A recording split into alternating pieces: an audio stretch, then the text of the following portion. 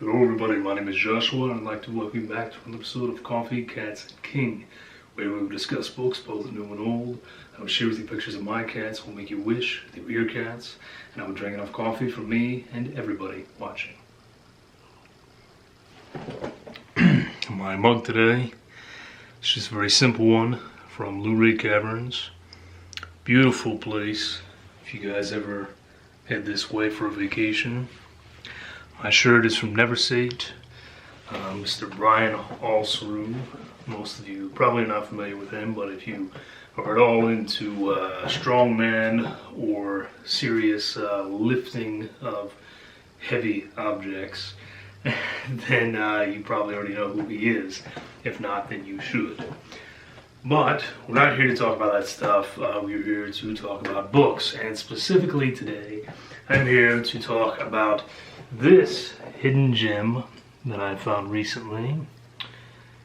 And we're going to talk about that. We're also going to briefly go over the books that I'm reading currently, just to kind of catch you folks up.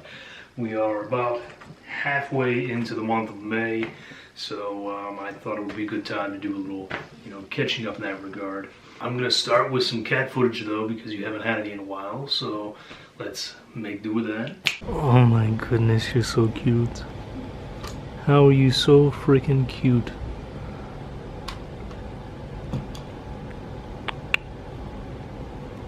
Good boy. You want chin scratches? Oh, chin scratches. Hi, Chaos. I see you've made a little bed for yourself there. Is it nap time? Sweet boy. I'm not gonna come any closer. I just wanted to say hi. Let the people say hi. And now as far as what I'm reading currently, I'll want to get into that before I do the review. I'm reading far too many books at one time still, but only one physical, the rest are all Kindle on the phone. The newest that I have started here is DJ Fitzsimmons with Last Train Out. And so I pre-ordered this because it said it was a Friday the 13th story, and I stupidly thought that meant that it tied into Friday the 13th movie franchise, when in reality it was just that it was published on Friday the 13th of May, along with some other stories from other authors. But I grabbed it and I said, you know what, it was $1, I'm going to read it anyway, so we'll see how that one goes. In addition to that, I am also reading Nowhere to Hide by R. Patrick Gates. This is my current audiobook. So far the story is okay. The narration is atrocious, but we'll get more into that when I finish it. I'm also reading a poetry collection titled The Long Line of Elk by Stephen Saroff, which was a free one that I picked up a while ago, but it's actually just a beautiful collection of poetry. I love it, and I'm definitely going to be purchasing a physical copy of this one. Now, there are two other books that I technically still have marked as reading, but I have finished them. I just haven't done reviews on them, and it's because they were books sent to me by the authors, and I always have a difficult time giving someone a poor review, and so I've kind of been holding off on it, honestly, but I need to go on and do that. I'll probably do that in a video to come, or honestly I may just skip the video, do it on Goodreads, feel like it hurts a little less, I don't know. Tell me your opinion, people who run booktube channels on here. When an author sends you a book that just isn't good, how do you go about being nice? Because I've been told that I can be a little mean. Give me some help here, if you will. The other book that I'm reading, the physical book I'm reading, is Dan Simmons' Summer of Night. All I knew about this one is that it was sort of in that same subgenre as Boy's Life and It, if you will. Young kids being young kids, and that sort of nostalgic factor for childhood, whilst they battle some undecipherable evil. And that's all I knew. And honestly, I am 320 pages in, and I feel like that's still all I know. I recently said on Goodreads that while I'm enjoying the book itself, I still feel like I just don't know what's going on in this story. And it is a 600-page book, but 320 pages in, I feel like I should have some sort of direction in regards to what we're doing here, and I just don't. So I don't know. I'm very at odds with myself right now in regards to that book, but we'll see how it goes as it goes on. Other than that, I'm here to review The Prowler by Francis Rickett. Now I'm going to show off this cover here for a second.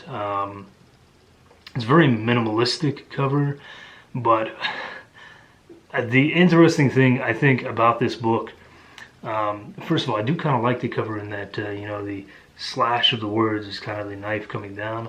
But what's interesting about this cover is that it very clearly shows two African American individuals kind of battling it out, and one about to be killed, but the book itself does not have a single African American character in it. So that's a little interesting. I don't know why they went that way with the cover exactly, but they did. But I picked this one up on eBay a while ago in a lot with a bunch of other books. This was one that I was considering a throwaway. I had never heard of it. I didn't know anything about it. Figured I might give it a read one of these days. Might not, I don't know. That sort of thing. It's very short. It's 160 pages. Nowadays, it'd probably be considered a novella almost. But, like I said, I just decided to pick it up on a whim. I was kind of in the mood for a mystery. It clearly says it's a mystery. Gave it a shot. Couldn't find anything on Goodreads. And it surprised me very much. This was a much better book than I anticipated it being. And I enjoyed it from the start to the end. I enjoyed it. I mean, the writing was already just far and above better than I expected from this no-name author that I had never heard of, from a no-name book that I had never heard of. The writing was very good. Now, the writing being of the caliber that it is, I was curious about the author, and so I did a little research. This book came out in '63. Just before it, Miss Frances Rickett published a different book titled Tread Softly. And I did learn that she was a writer for NBC, CBS, and Woman's Day magazine. So it makes a little more sense in regards to how she was able to more deftly handle her prose. But this book is not without issue, and we'll get into that as well. So the book itself starts out with the murder of this doctor and his wife. Immediately, the police think they know who it is. See, there's this young drifter named Steve Otis, and Otis is a bit of a mystery. He's a very large man, a very intimidating man, who has been known to cause trouble. He kind of floats around and just does odd jobs here and there. He hasn't been in town for very long, but what do you know? He gets into town, he's there for a short time, and two people end up dying after they've gone how long without any sort of violent crime whatsoever.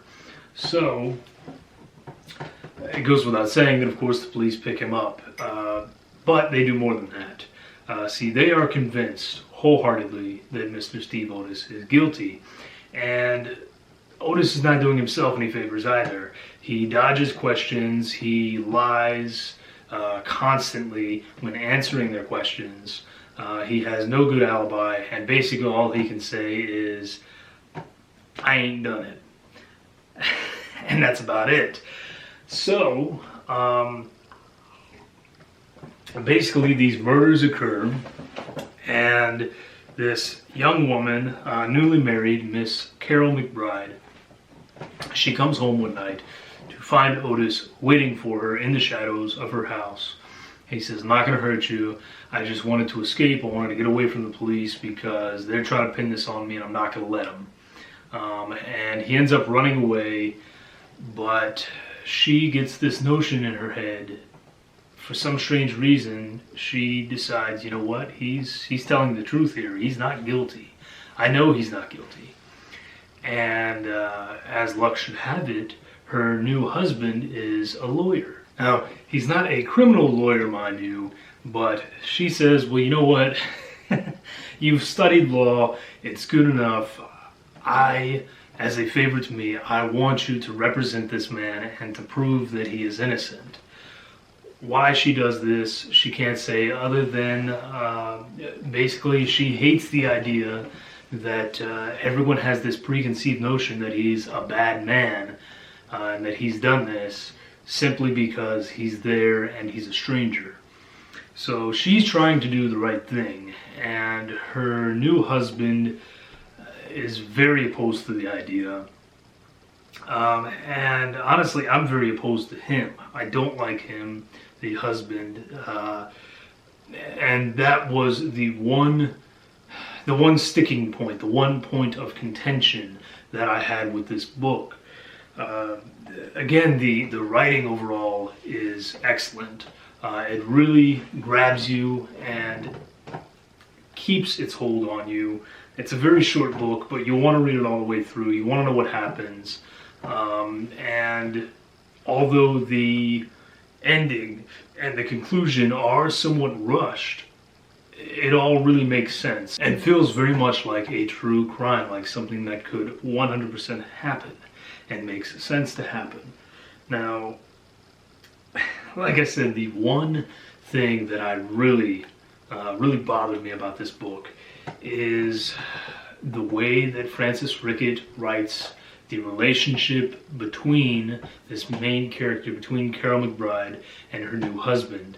Now, this did come out in the early 60s, but that said, this is an author who is female, who wrote for some of the biggest news stations around, who wrote for Woman's Magazine, and you would think that she would be on the side of the women in this case, but regularly in this book, Carol gets into arguments with her husband Steve, and she'll tell him, no, you're wrong. You're wrong. You need to do this. He's a good person, and we can save him, and you have the power to save him, and I just don't agree with you on that. And he'll basically tell her, shut up. I'll tell you when I want to hear your opinion. And at one point, he actually, they get into an argument, and he hits her, and she takes her ring off, drops it on the floor, and leaves. And that, I thought, was great. But unfortunately, they do get back together in the course of the book, which I did not have much care for. I thought that this was going to be the slow culmination of this woman becoming a strong, independent individual, and instead they sort of fell back into their courting ways, where she said, well, I'm going to give you another chance even though you hit me, and still never said that you were wrong for hitting me or for yelling at me and all that. So that dynamic, that relationship, I understand that that sort of thing was maybe more prevalent in the 60s, but that said, it didn't sit well with me, you know, especially considering who the author is. And what's interesting about that is I've seen a case very similar to this before, where you know, the entirety of this particular book I'm thinking of, the woman is very much, you know, put in her place by the man. And it was a book written by a woman, which, again, it sort of throws me. That's the time period that they grew up in. Perhaps that was normal. Not that it's a good thing. But, again, what's interesting is this main character, Steve, his father was a very successful judge, and he married a woman who started the calling for women's rights at the time. And so it's talked about how, you know, even though he was always ready to put women in their place, he marries this strong, headstrong, powerful woman who was constantly fighting for women's rights. So again, it has this weird dynamic where you think that that this woman is going to come out on top and she's going to be this powerful protagonist. And in ways, maybe she is, but it's in a very passive, subdued way. So I guess maybe you have to look at it as a sort of introspective into the way that life was then in the 50s and 60s. But that said, aside from that, the mystery of the book is great. It keeps you guessing right up until the end. You're constantly back and forth. Did Otis do it? Did Otis not do it? You know he's a terrible guy, but does that make him a murderer? Well, that's sort of what Carol is arguing here, is that no, it doesn't. And it's up for you as the reader to decide. And at the end, we'll see if you're right or not. But this one is very unique. Hardly anything on Goodreads or anywhere really for that matter. But if you can pick it up, I'd highly suggest it. It has a cool cover, even though the cover has nothing to do with the actual mystery of the book. And it is just a quick, very fun mystery, very well written. 5 stars. 5 stars. It's going to stay on my bookshelf. I'm not getting rid of this because I don't know if I'd be able to find it again. But I hope others get to experience it. So again, if you were in the market for a mystery, for a crime of some sort, you want something quick and dirty that gets more into the minds of people than it does the crime itself, then The Prowler may be the right book for you. So, that's going to wrap it up, guys. Quicker one today. I hope you enjoyed the cat footage. Let me know down below what you think, if you're interested in this book, if you've heard of it before. And I'm going to be back very soon. I may have done something I shouldn't have, but we'll talk about it in an upcoming video. So, again, let me know your thoughts on giving a negative review for a book that someone has given you, for a book that an author has given you. How do you go about doing it in a kinder, gentler way? But that'll do it. Stay safe. Drink great coffee. Have a great start to your week, guys, and I'll see you again soon. Cheers.